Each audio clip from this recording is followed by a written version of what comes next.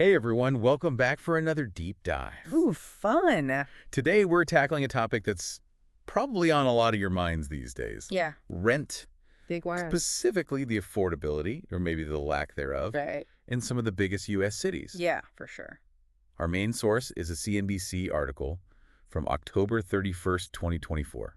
So fresh. Super fresh, Yeah. hot off the presses. It's an issue that touches so many aspects of life, Total. from personal finances to economic trends, even social mobility. Right. So this deep dive is for anyone who's renting now, thinking of making a move. We're just curious about how these forces shape our cities. Absolutely. And here's the hook that really grabbed me. Ooh, okay. The article figured out the hourly wage you'd need to comfortably afford a one-bedroom apartment in 15 different cities. Okay. Spoiler alert, Yeah. get ready for some sticker shock. The numbers are definitely eye-opening. Yeah, They really highlight that growing gap between income and housing costs. especially in those urban areas. But before we jump into the city-by-city breakdown, let's quickly recap the 30% rule. Always a good reminder. Think about your own budget for a second. This rule says you shouldn't be spending more than 30% of your income on housing. Yeah. What would you have to cut back on if rent suddenly ate up way more than that? It's a classic guideline for a reason.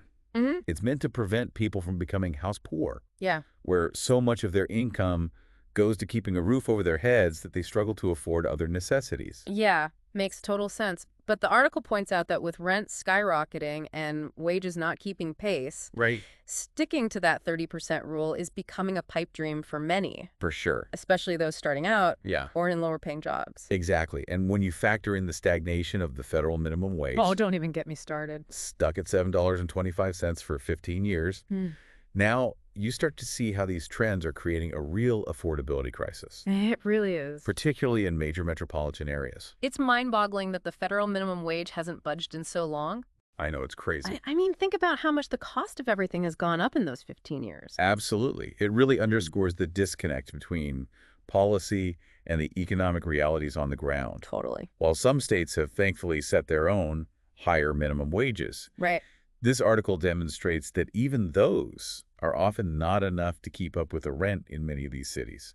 Okay, you ready to see how deep this rabbit hole goes? I'm ready, hit me. We're about to get into those city-specific numbers. Okay, let's do it. Keep in mind, these are based on the average fair market rent for a one-bedroom, which means half the apartments out there are even more expensive. Yeah, that's scary. Let's dive in. I'm particularly interested in seeing the disparity between the hourly wage people actually earn in these cities Yeah. and what they need to earn to comfortably afford that average rent. Buckle up because it's a wild ride. Let's start with New York City, Ooh, okay. the city that never sleeps. Right. Probably because you're working a second job just to make rent. I see what you did there. The article says the average one-bedroom in New York goes for a whopping $2,330 a month. Oof.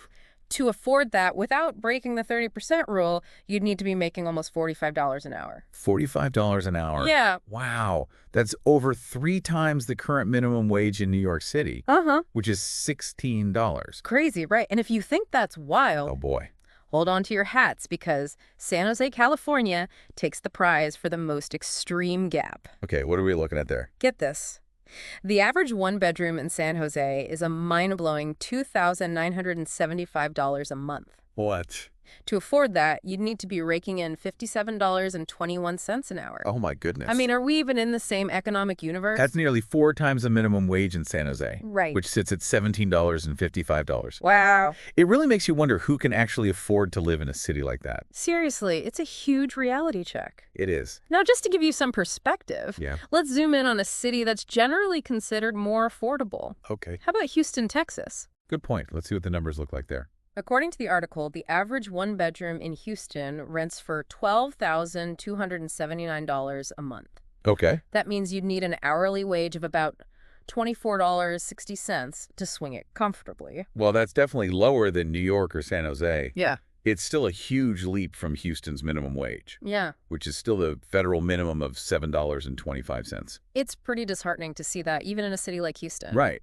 Which is supposed to be more affordable. Exactly. Someone earning minimum wage would still be incredibly stretched to make ends meet. It's a stark reminder that this affordability crisis is affecting people in all sorts of cities, Yeah, not just the ones with a reputation for being expensive. absolutely. And it makes you wonder What's that? what kinds of jobs even exist in these cities at those minimum wage Yeah, levels. good question. Are they jobs that are crucial to keep these cities running? Right. And what does this situation mean for the people who hold those jobs? The service workers, the retail employees, the folks behind the scenes keeping everything going.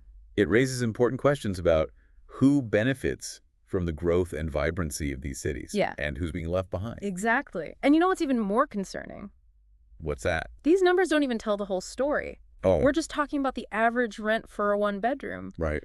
Think about families who need more space Yeah. or people with disabilities who have specific housing requirements. You're right. This is just the tip of the iceberg. Mm. We need to think about the wider impact on different demographics, Yeah, on access to jobs and opportunities, right. and on the overall social fabric of these urban centers. We've got a lot more to unpack here. We'll dig into those broader implications and explore some potential solutions. That's good. After a quick break, stay with us. It's easy to get lost in the numbers. It is. But like we were saying before the break, the real impact of this rent crisis is on people's lives. Think about it. If you're working a full-time job, Right. or even multiple jobs, Yeah. and you're still struggling to keep a roof over your head, Right. what kind of impact does that have on your overall well-being? It's a recipe for stress, burnout, Mm-hmm. even despair. Right.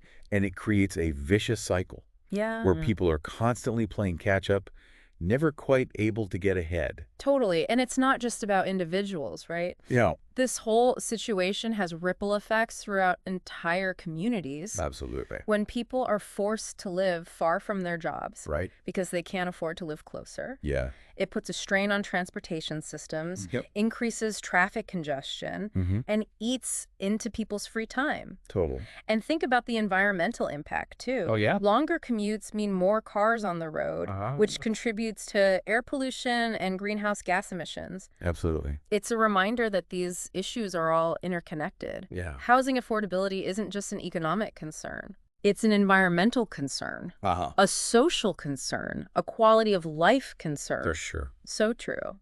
And it also raises questions about who gets to live in these cities and who's being pushed out. Right. Are we creating urban centers that are only accessible to the wealthy? It's the valid concern. Yeah. As housing costs continue to rise, we risk creating a situation Mm-hmm. where only those with high-paying jobs can afford to live in these vibrant, Yeah. diverse cities. Right. We could see a decline in essential workers, Yeah. a loss of cultural richness, Mm-hmm. and a widening gap between the haves and the have-nots. It's almost like we're creating a modern-day version of those old company towns, Right. where everything is owned and controlled by a select few. And that raises important questions about fairness, equity, and opportunity. Totally. Are we creating a system where your zip code determines your destiny? That's a scary thought. It is. But speaking of potential solutions, the CNBC article we're deep diving into today does mention Senator Bernie Sanders' Raise the Wage Act. Okay. It's a bill that proposes gradually increasing the federal minimum wage to $17 an hour. What are your thoughts on that? The Raise the Wage Act has definitely sparked a lot of debate. Yeah. And it's important to acknowledge that there are strong arguments on both sides. Yeah, I've heard people say it would be a game changer for low-wage workers, Right. and others say it would destroy small businesses. It's hard to know what to believe. Well, let's break it down.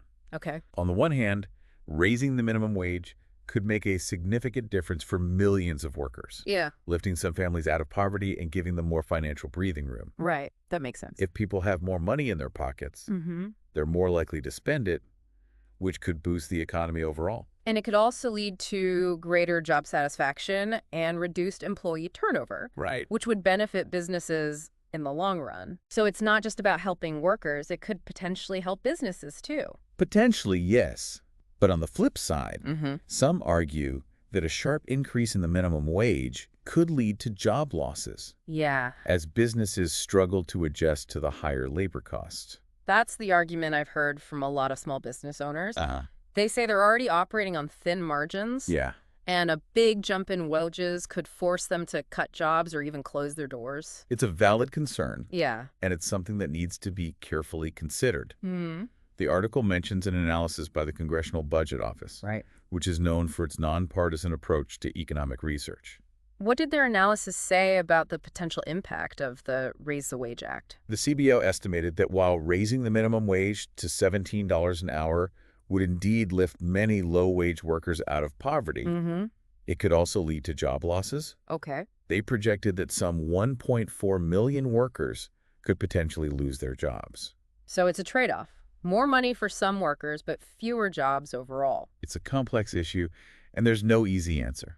Right. The CBO report highlights the need for policymakers to weigh the potential benefits against the potential risks and to consider other policy options that might mitigate the negative impacts. So it sounds like the Raise the Wage Act, while well-intentioned, Right. might not be a silver bullet solution to this affordability crisis. Yeah. What other options are out there? There are a number of alternative solutions that have been proposed and implemented in various cities and countries. Okay. One that's often debated is rent control. Yeah, rent control. I've heard a lot about that. Yeah. But I'm not really sure how it works. Can you give us a quick rundown? Rent control is essentially a government-imposed limit on how much landlords can increase rent. Okay. It's designed to protect tenants from sharp rent hikes Mm-hmm.